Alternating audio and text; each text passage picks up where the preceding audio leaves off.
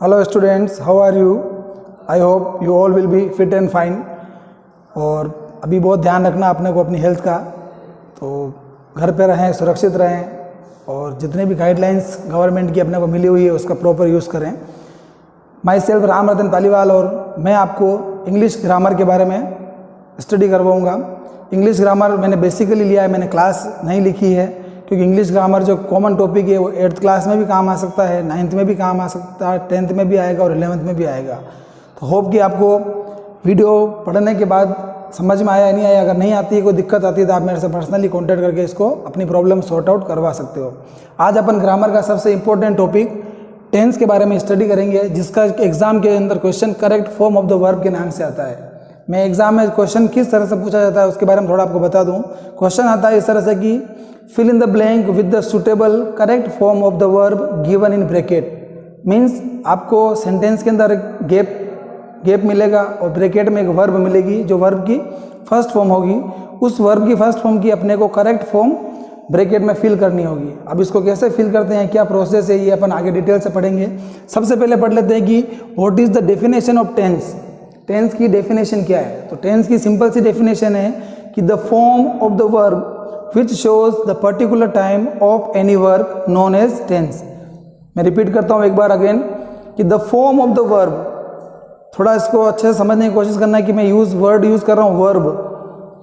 The form of the verb which shows the particular time of any work known as tense, यानी कि verb की वो form जो किसी भी पर्टिकुलर काम के पर्टिकुलर टाइम को अपने को बताती है, वो ये डेफिनेशन टेंस की कहलाती है। तो सबसे इंपॉर्टेंट वर्ड इसके अंदर आया है अपना वर्ब, यानी कि आप कह सकते हो कि टेंस जो है वो कंप्लीटली डिपेंड करते हैं वर्ब के ऊपर। और अगर आपको वर्ब लर्न नहीं है या वर्ब के बारे में नॉलेज नहीं है तो शायद अपन थोड़ा आगे नहीं बढ़ पाएंगे। इसलिए आपको मेरी तरफ से एडवाइस है कि आप मैक्सिमम वर्ब्स लर्न करो। आपको किसी भी गाइड में, नेट पर आजकल सब जगह अवेलेबल है, बहुत सारी वर्ब्स मिलेगी और उनकी अलग अलग फॉर्म्स मिलती है। आप लोगों ने पढ़ी होगी, जैसे एक वर्ब है गो, इसको फर्स्ट फॉर्म बोलते हैं। इसकी सेकंड फॉर्म होती है वेंट, थर्ड फॉर्म होती है गोन, आईएनजी वाली फॉर्म होती है गोइंग और एसईएस वाली फॉर्म होती है गोस। ये मैंने एक वर्ब ली है।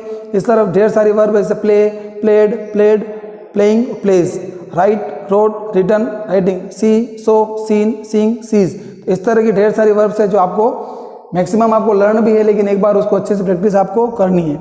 अब बात करते हैं अपन वर्ब की। तो वर्ब के लिए इसकी डेफिनेशन मैंने लिखी है कि the words which are used for predicating, the words which are used for predicating. यहाँ पर एक वर्ड आया है प्रेडिकेटिंग।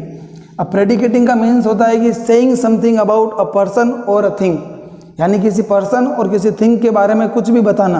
क्या कहलाता है? वर्ब कहलाता है। ये वर्ब की डेफिनेशन है। बेसिकली वर्ब जो है वो 3 टाइप्स की होती है। काइंड्स ऑफ वर्ब्स में अपन पढ़ रहे हैं कि वर्ब्स जो है वो 3 टाइप की होती है। सबसे पहली होती है on the basis of utility. Utility के बेस पर ये 2 टाइप की होती है जो आप लोगों ने पढ़ी है, helping verb and main verb. 2 type हो गया।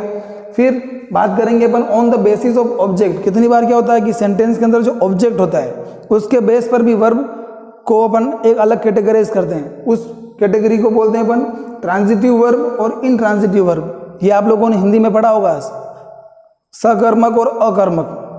सकर्मक और अकर्मक का मतलब होता है कि ऐसी वर्ब जो ऑब्जेक्ट से रिलेटेड हो, ऑब्जेक्ट पर डिपेंड करती हो, वो ट्रांजिटिव कहलाती है, यानी कि सकर्मक कहलाती है। और जो डिपेंड नहीं करती है, जिसका ऑब्जेक्ट से कोई रिलेशनशिप नहीं होता है, वो इनट्रांजिटिव यानी कि अकर्मक कहलाती है।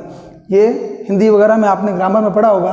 लास्ट वन अपनी है on the basis of manner. Manner के बेस पर ये 2 तरह की होती है कि किस टाइप की है, स्ट्रॉन्ग है या वीक है। स्ट्रॉन्ग और वीक 2 टाइप की होती है। तो कुल मिलाकर अपने पास वर्ब जो है वो helping verb, main verb, transitive verb, intransitive verb, strong verb और वीक वर्ब। ये वर्ब की कैटेगरी है जिसको 3 पार्ट में अपन ने डिवाइड किया है, जो आपको अच्छे से लर्न करनी है और आपको पता होना चाहिए। इसके बारे में भी अपन आगे कभी डिटेल से पढ़ेंगे। अब बात करते हैं अपन ये तो वर्ब के बारे में, क्योंकि टेंस डिपेंड करता है वर्ब के ऊपर। अब अपन पढ़ेंगे type of tenses. Basically tenses जो होते हैं वो 3 तरह के होते हैं। आप लोगों को सबको वैसे अच्छी तरह से पता है, लेकिन फिर भी एक बार रिपीट कर लेते हैं। टेंस जो है वो 3 तरह के होते हैं, प्रेजेंट टेंस, पास्ट टेंस और फ्यूचर टेंस। टेंस 3 तरह के होते हैं, प्रेजेंट टेंस, पास्ट टेंस और फ्यूचर टेंस। प्रेजेंट का मतलब जो भी राइट नाउ चल रहा है वो प्रेजेंट है, पास्ट जो बीत गया है और फ्यूचर जो आने वाला है। ठीक है, ये इतना शोर वाला नहीं होता, क्योंकि ये सिर्फ एक इमेजिनेशन है, कल्पना होता है, फिर भी अपन इसको पढ़ेंगे। अब टेंस वैसे तो 3 तरह के होते हैं, लेकिन आप लोगों ने देखा होगा कि अपन 12 टेंसेस पढ़ते हैं। 12 टेंसेस कैसे हो गए? 1 के 4, कोई जादू होता नहीं है, इसके पीछे कोई लॉजिक होगा, कोई रीज़न होगा कि भाई टेंस तो होते तो 3 ही बेसिकली, लेकिन अपन 12 क्यों पढ़ते हैं? 12 पढ़ने के पीछे रीज़न क्या है? तो इसका सिंपल सा रीज़न है कि हर टेंस के 4 पार्ट्स होते हैं। 4 पार्ट्स मैंने लिख दिए हैं। पहला पार्ट है सिंपल या फिर इसको इंडेफिनेट बोलते हैं। सेकंड पार्ट है कंटिन्यूअस या प्रोग्रेसिव। थर्ड पार्ट है परफेक्ट और पार्टिसिपल, और फोर्थ पार्ट है परफेक्ट कंटिन्यूअस। ये फोर्थ पार्ट तो मैंने लिख दिए, लेकिन अब क्वेश्चन यहाँ रेज ये होता है कि ये फोर्थ पार्ट क्यों आते हैं, क्यों जरूरत पड़ती है अपने को इन फोर्थ पार्ट पढ़ने की? तो यहाँ पर क्वेश्चन ये है कि टेंस बेसिकली 3 होते हैं, लेकिन हम लोग 12 टेंसेस की स्टडी क्यों करते हैं? तो उसके लिए आपको एक छोटा सा नोट मैं रिपीट करता हूँ, आप सुनना अच्छे से। और जब कभी भी आपको कोई पूछे कि भाई टेंस 3 होते हैं लेकिन उसके 12 क्यों हो जाते हैं, तो उसके पीछे रीज़न क्या है, तो यहाँ थोड़ा सा ध्यान से समझना कि tense depends on verb. Tense जो है वो वर्ब पर डिपेंड करते हैं, एंड एवरी वर्ब या each verb has different kinds of forms, और हर वर्ब की अपनी अलग अलग फॉर्म्स होती है जो मैंने आपको बताई है। First form, second form, third form, ING वाली फॉर्म, एआईसीएस वाली फॉर्म। तो मैं रिपीट करता हूँ कि tense depends on verb and a verb has different kinds of forms. To study these kinds of forms we divided each tense into 4 parts. इन अलग अलग फॉर्म्स की अलग अलग स्टडी करने के लिए ये 4 पार्ट्स किए जाते हैं, इसलिए ये 4 पार्ट्स क्रिएट हुए हैं। अब नेक्स्ट अपन देखेंगे कि 4 प्रेजेंट के हो जाएंगे, 4 ही पास्ट के और 4 ही फ्यूचर के हो जाएंगे। कैसे होंगे? तो प्रेजेंट के चारों के साथ नेम ऐड करना है। Present simple, present continuous, present perfect, present perfect continuous. फिर past simple, past continuous, past perfect और पास्ट परफेक्ट कंटिन्यूअस, ये 8 हो गए। फिर 9 से स्टार्ट करेंगे, future simple, future continuous, future perfect और फ्यूचर परफेक्ट कंटिन्यूअस। तो कुल मिलाकर अपने को इस तरह से ये 12 टेंसेस की स्टडी अपने को करनी होगी।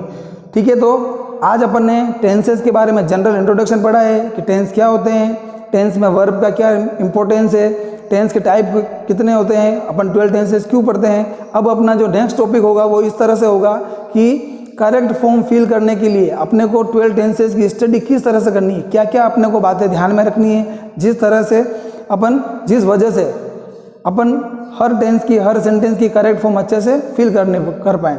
हर टेंस को अपन को अलग से स्टडी करना पड़ेगा। तो नेक्स्ट वीडियो में अपन सबसे नंबर 1 टेंस प्रेजेंट सिंपल को लेकर आएंगे। तो आज के लिए बस इतना ही। Take care, thank you very much.